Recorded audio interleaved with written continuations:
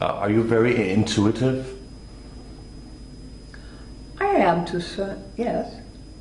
About anything in particular? About your decision making, what you want to do, what you want to appear in, what you want to do with your life as an actress? Yes, yes. Professionally? Yes, I am. Yes.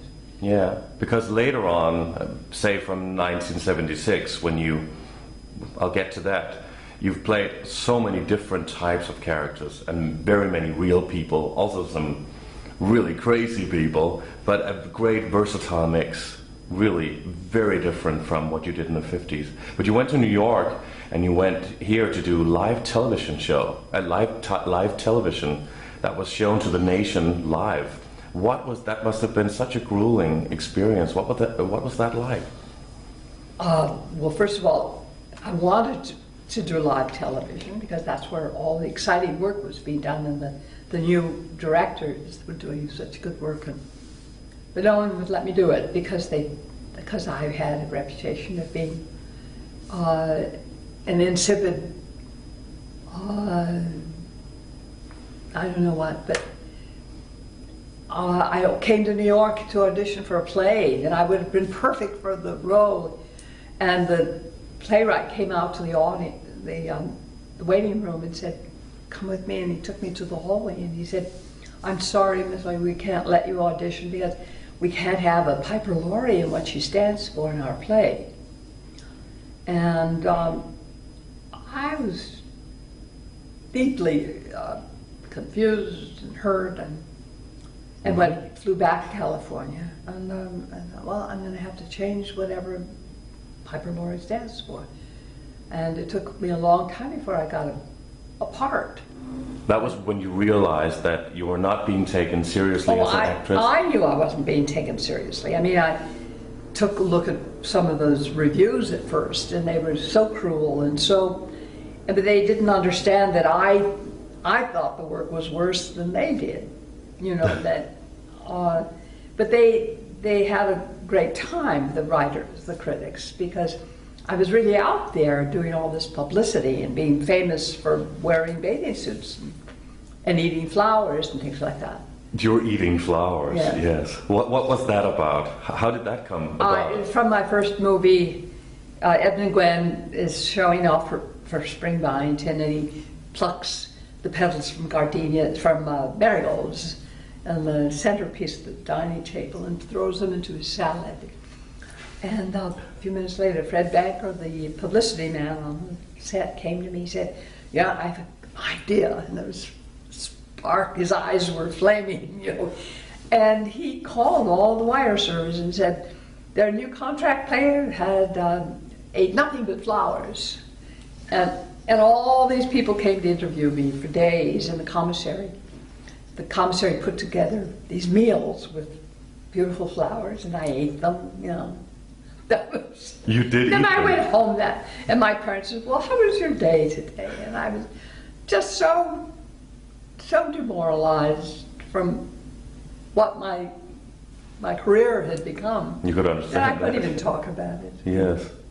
So, but you were put in one live television program. And that was only because my friend from acting class from before Universal recommended me to the director.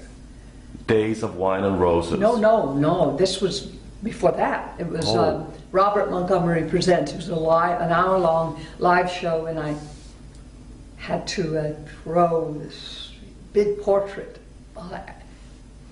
at the end, in the last scene of the show, and they only had the prop budget wasn't that big, so they wouldn't let me throw it during rehearsals. But I was strong, and I knew I'd be okay. But what I did was during the air, I threw it at the camera that was shooting me. So it's a very effective shot. Wow.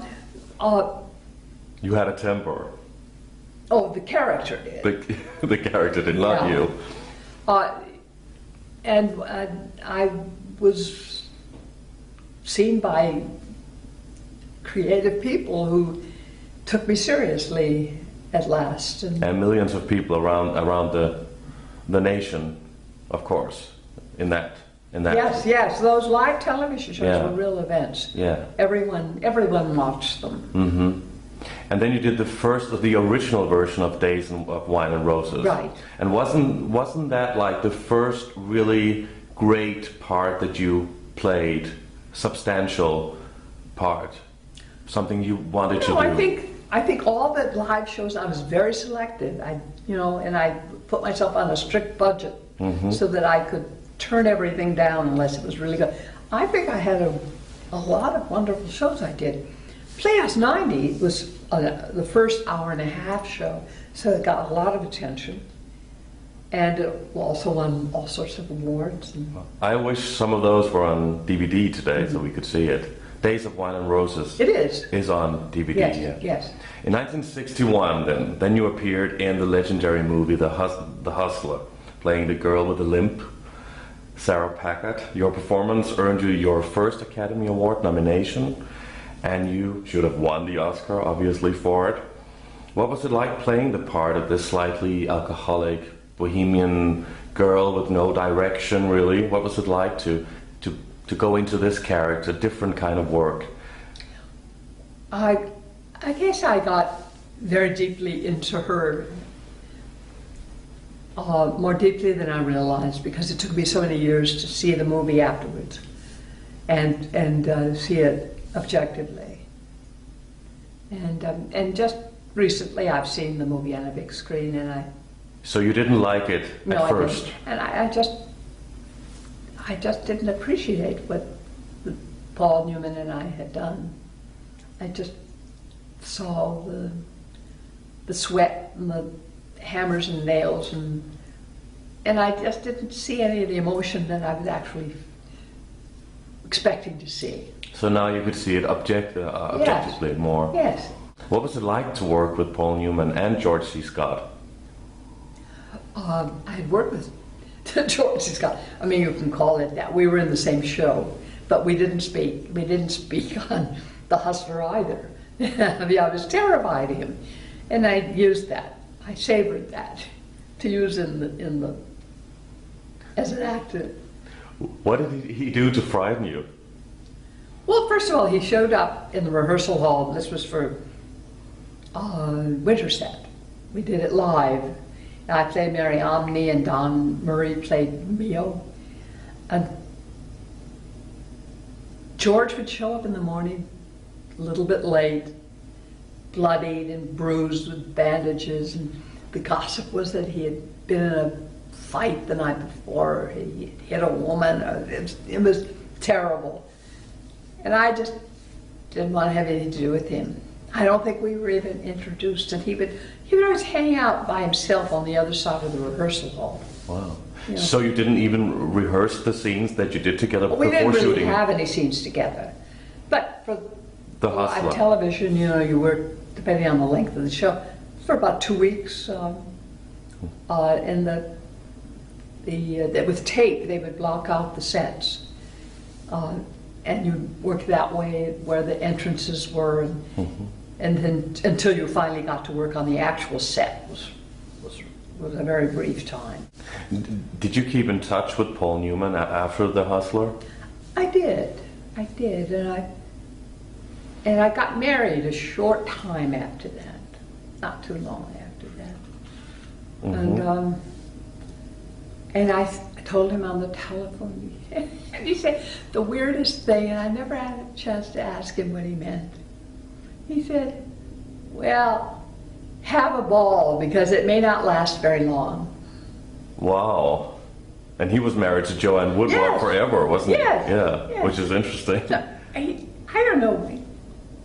Well, after The Hustler, you also appeared on the stage. You did Shakespeare. Well, I also did the Glass Menagerie. You did the Glass Menagerie, Yeah. yes. And that was the only thing that you did in the 60s, actually, after The Hustler? Because you took off. You took off 15 years? I did another play in Chicago.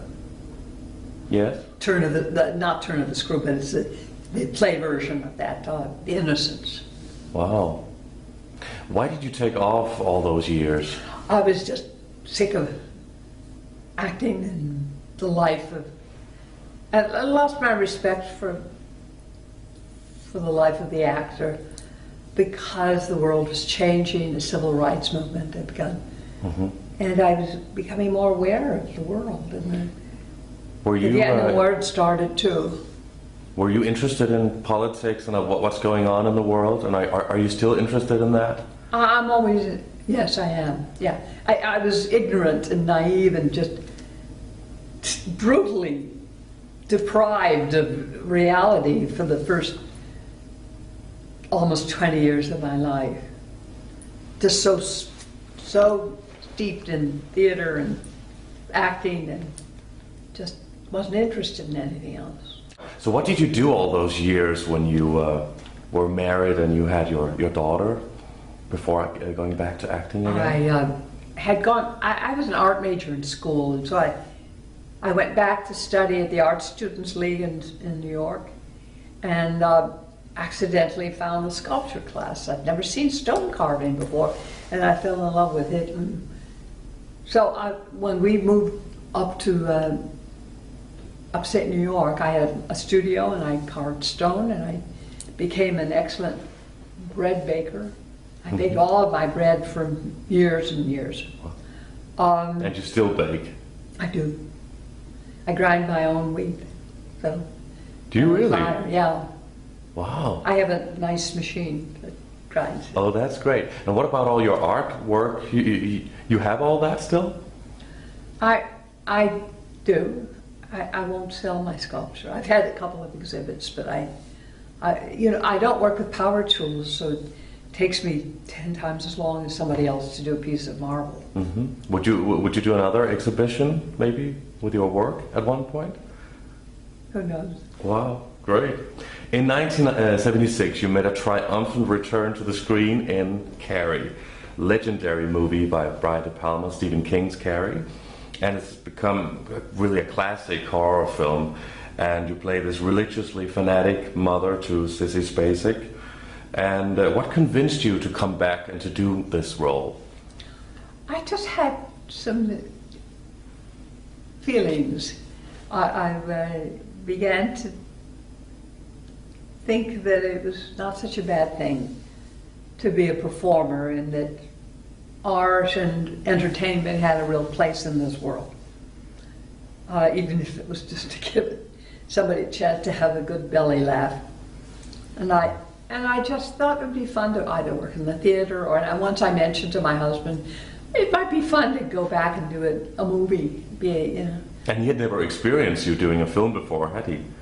Because no, you got married after The No, Hustler. I'd already done The Hustler, and he had come to interview me about it. So 15 years had passed, and he said, well, too much time has gone by, it's too late, nobody's going to hire you. But shortly after that, somebody thought of me, and Brian De Palma wanted to meet me, and so I went into the city to meet him. Wow. And how did that go? Fine. I figured he probably wouldn't know who I was, know anything about my work for a long time. And he was young, and I was getting stories from people like, oh, didn't you used to be Piper Laurie? Or sometimes they'd ask my sister, didn't you used to be Piper Laurie's sister? Oh, really? Yeah. It used to be. As if she decided not to be. So I knew that he probably would know who I was, and if he did, I don't know if he did or not, but he didn't ask me any questions about myself, and he just told me about himself, and as if to put me at ease, it was as if he was trying to get a job from me. Mm-hmm. And I thought he was charming and very nice, and took the train back to Woodstock, where I was living, and heard right away that he wanted me to be in the movie.